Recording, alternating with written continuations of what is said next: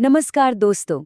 आज हम एक ऐसे एक्सप्लेनर में डाइव करने वाले हैं जिसने पूरी दुनिया को सोचने पर मजबूर कर दिया है। हाल ही में यूएस गवर्नमेंट ने एक ऐसी अनप्रेसिडेंटेड मूव ली है जो सच में माइंड ब्लोइंग है।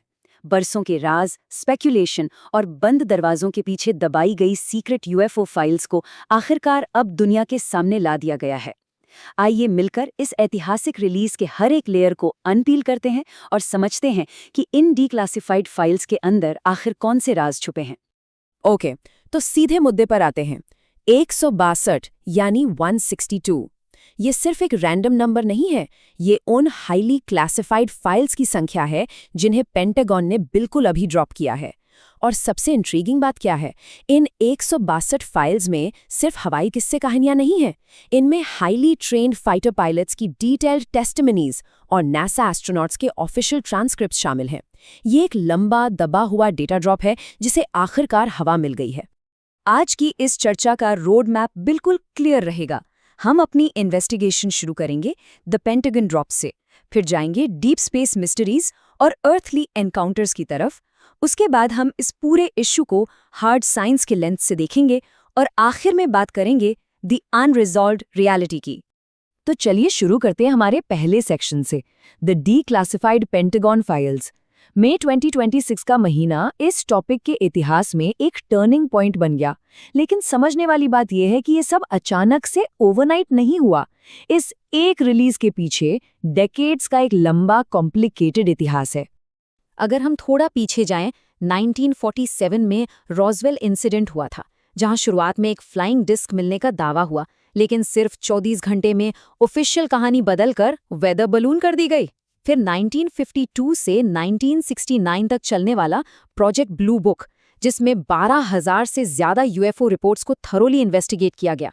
Fast forward to 2023, former intelligence officer David Grusch की वो एक्सप्लोसिव कांग्रेशनल हियरिंग्स, और अब फाइनल नतीजा एएआरओ के परस्यू प्रोग्राम के तहत मई 2026 में इन 162 फाइल्स का पब्लिक रिलीज। इस डीक्लासिफिकेशन के पीछे बेसिकली एक बड़ा पुश था पब्लिक ट्रांसपेरेंसी का, जिसका स्ट्रॉन्ग समर्थन डिफेंस सेक्रेटरी पीट हेग्सेथ ने भी किया। प्रेसिडेंट ट्रंप ने इस ऐतिहासिक कदम पर एक बेहद डायरेक्ट अप्रोच रखा। उनका मानना था कि अब सब कुछ ओपनली पब्लिक के पास होना चाहिए, लोग इन फाइल्स को खुद पढ़ें और खुद डिसाइड करें। उन्होंने अपने मैसेज में साफ लफ्जों में यहाँ तक लिखा, हैव फन एंड एंजॉय। अब आते हैं हमारे दूसरे सेक्शन पर, मिस्ट्रीज इन डीप स्पेस। जमीन की बातें तो बहुत होती हैं, बट हमें अपनी इन्वेस्टिगेशन ऑर्बिट और उसके आगे ले जानी होगी। ये जानना सच में रूंगटे खड़े कर देता है कि हमारे टॉप टियर एस्ट्रोनॉट्स ने अंतरिक्ष की गहराइयों में क्या-क्या देखा था। जरा इन स्पेसिफिक अकाउंट्स को सुनिए जिन्हें प्रैक्टिकली 60 सालों तक दबा कर रखा गया था। 1965 Gemini 7 mission, astronaut Frank Bowman ने क्लियरली एक अनआइडेंटिफाइड बोगी रिपोर्ट किया और कहा कि वहां ट्रिलियंस ऑफ पार्टिकल्स उनके आसपास तैर रहे हैं।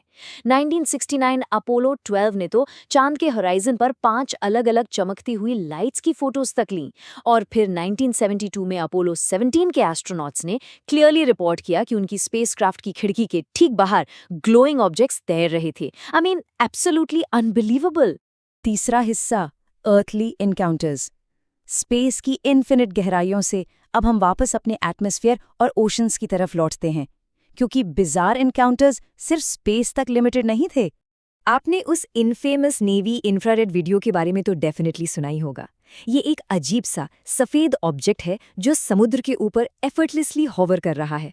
इसका ना कोई पंख है, ना कोई दिखने वाला इंजन और ना ही कोई एग्जॉस्ट ट्रेल, लेकिन इसकी रफ्तार इतनी इंसेन कि अमेरिका की सबसे एडवांस्ड फाइटर जेट्स तक इसकी बराबरी नहीं कर पाए।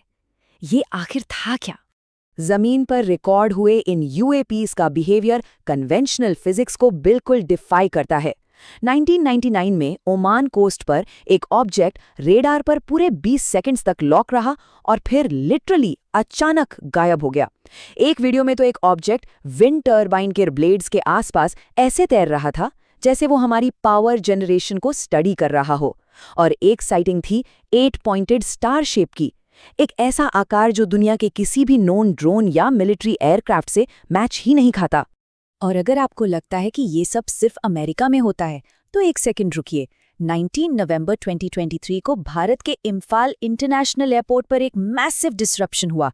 एक अजीब सा चमकता ऑब्जेक्ट आसमान में ठीक नंगी आंखों के सामने था।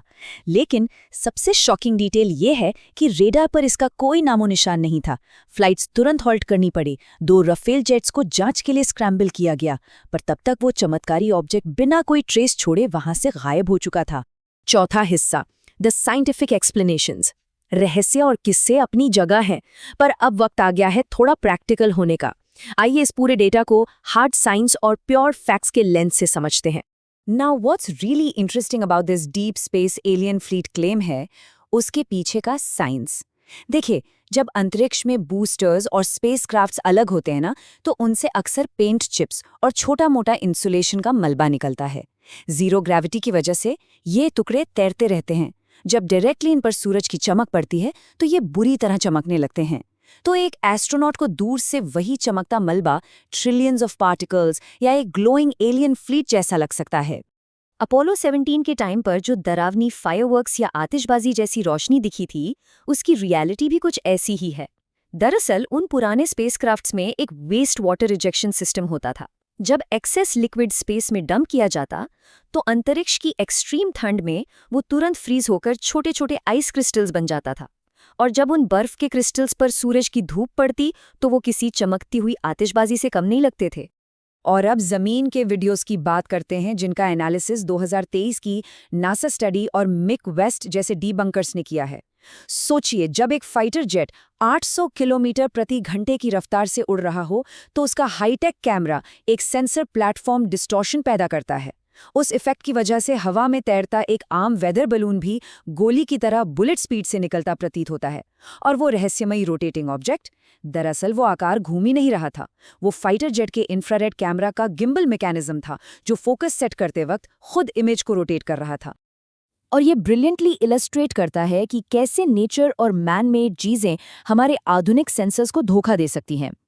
ओमान कोस्ट पर 1999 में 20 सेकंड बाद गायब होने वाला ऑब्जेक्ट किसी फॉरेन देश का अर्ली स्टेल्थ सर्वेलेंस ड्रोन हो सकता है, जिसने अपना स्टेल्थ मोड ऑन कर लिया हो। विंड टर्बाइन के आगे जो ऑब्जेक्ट दिखा, कैलकुलेशंस बताती हैं कि वो एक बड़ा पक्षी था जो थर्मल करंट्स पर आराम से ग्लाइड कर रहा था। और वो 8 पॉइंटेड स्टार, वो आइदर किसी लेंस का रिफ्लेक्शन ग्लेयर था या फिर किसी मुल्क का top secret experimental military craft. आखिरी हिस्सा, अनरिजॉल्व्ड केसेस एंड रियलिटी। विज्ञान ने प्रैक्टिकली ज्यादातर फिनोमेना को थरली एक्सप्लेन कर दिया है, लेकिन हमें इस बात को इग्नोर नहीं करना चाहिए कि जब साइंस और डेटा दोनों शॉर्ट पड़ जाते हैं, तो आखिर सच क्या होता है। यहाँ सबसे क्रूशियल पॉइंट ये समझना है कि जब पेंटागन ऑफिशियल तौर पर किसी केस को अनरिजॉल्व्ड लेबल करता है, तो उसका मतलब एलियंस की कंफर्मेशन नहीं होती।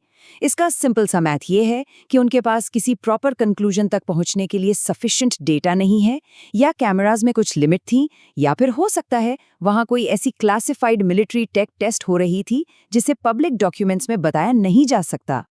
लेकिन वेट, सब कुछ इतनी स्मूथली डिबंक भी नहीं किया जा सकता। कमांडर डेविड फ्रेवर जैसे क्रेडिबल और एक्सपीरियंस्ड पायलट्स का अकाउंट इसका एक बड़ा एक्सेप्शन है। उन्होंने उस ऑब्जेक्ट को सिर्फ ग्लिची कैमरा स्क्रीन्स पर नहीं देखा था, उन्होंने उस पूरे फिनोमेनन को प्रैक्टिकली अपनी नंगी आंखों से देखा था। यही वजह है कि इनमें से कुछ केसेस आज भी फियर्सली डिबेटेड हैं और उन्हें फुली खारिज करना करीब करीब नामुमकिन है। और अगर हम एक ब्रॉडर यूनिवर्सल पर्सपेक्टिव लें, तो मैथमेटिकल प्रोबेबिलिटी का क्या कहना है? द ड्रेक इक्वेशन एक बहुत लॉजिकल फ्रेमवर्क देती है। इस इन्फिनिट फैलते हुए यूनिवर्स में जहां अरबों खरबों प्लैनेट्स हैं, वहां जीवन की पॉसिबिलिटी मैथमेटिकली बहुत बहुत ज्यादा हाई है। भले ही ये 162 फाइल्स किसी एक्स्ट्रा टेरेस्ट्रियल लाइफ का 100% सॉलिड प्रूफ ना हो, लेकिन हम इस बात को कंप्लीटली डार्किना नहीं कर सकते कि स्पेस की इतनी वास्टनेस में हम अकेले नहीं हो सकते। तो इस पूरे एक्सप्लेनर के बाद एंड में एक सबसे बड़ा सवाल खड़ा होता है, क्या पेंटागन द्वारा पब्लिश की गई इन 162 फाइल्स में आखिरकार हमारे सभी सवालों के एब्सोल्यूट सबूत छुपे हैं, या फिर असली सच अभी भी इन अनंत तारों के बीच कहीं छुपकर हमारा इंतजार कर रहा है? एक बात तो फॉर श्योर है, इन फाइल्स के आने से आसमान को देखने का हमारा और आपका नजरिया अब हमेशा के लिए बदल चुका है। इस एक्सप्लेनर के एंड तक हमारे साथ जुड़े रहने के लिए आपका बहुत बहुत शुक्रिया।